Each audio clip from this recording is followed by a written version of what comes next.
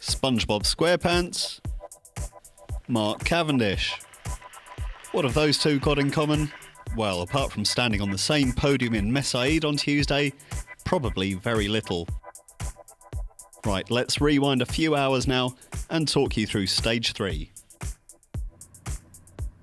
It all started off in the sleepy fishing port of Al Wakra, the old providing a stark contrast with the new as the Euro peloton arrived. Cavendish was in a relaxed mood, maybe sensing already this would be just his kind of day. The Sprint King happy to hold court before the start and dispelling the notion his sprint train would take months to perfect, whilst having a little pop at rival Belgian team Lotto and their lead-out train. Just because Greg Hendeson tweets about how great Lotto lead-out train is, you don't need to just work too hard about it. The biggest ingredient in lead-out is a commitment, and that's it, man. Time to take to the start line, and the main job for BMC would be to protect Brent Bookwalter in the gold leader's jersey and Taylor Phinney, the best young rider overall, 6 seconds behind his teammate. But barely 15 kilometres in came a sharp reminder that misfortune can strike at any time.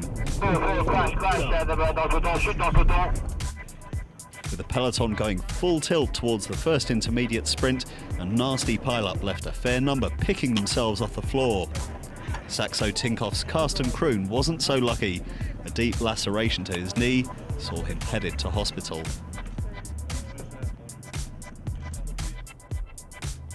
The chase back to the bunch went on for some time, and it was clear Phinney had hit the deck as well. Up ahead, the sprint had been taken by BMC's Adam Blythe, third on GC at 10 seconds, ahead of Cavendish and Sky's Edvald Boasson-Hagen, 7th overall at 15 seconds. Shortly after, a break of 7 riders managed to slip free, Matty Heyman of Sky leading the escape for the second time in 3 days. And with so little wind, the peloton was happy to sit back and keep the time gap at a manageable 2 minutes 30-ish, conceding the second intermediate sprint to the breakaway.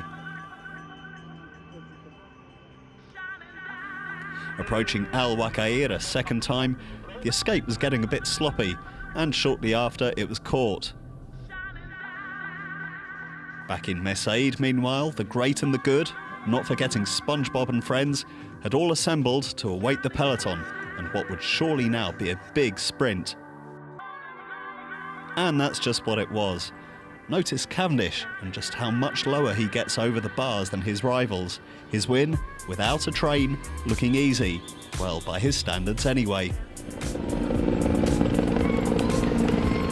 After the usual platitudes about his team, came this interesting line about his expectations for the first monument of the season, Milan-San Remo. No, I'm not looking forward to San Remo. I've written it off the last month, you know, and it's not really a race for me anymore. I'm just looking forward to continue to win whatever races I can up until the Tour de France and then be successful there. Take that one with a big pinch of salt. He's in good form already and looking happy in his new surroundings at Omega Pharma Quickstep. The GC is still headed by BMC, with Bookwalter donning the gold jersey for a third day, but spare a thought for Phinney. He'll no doubt have a really bad night's sleep with those cuts and bruises. And he won't be the only one. Phil Sheehan, GCN in Qatar.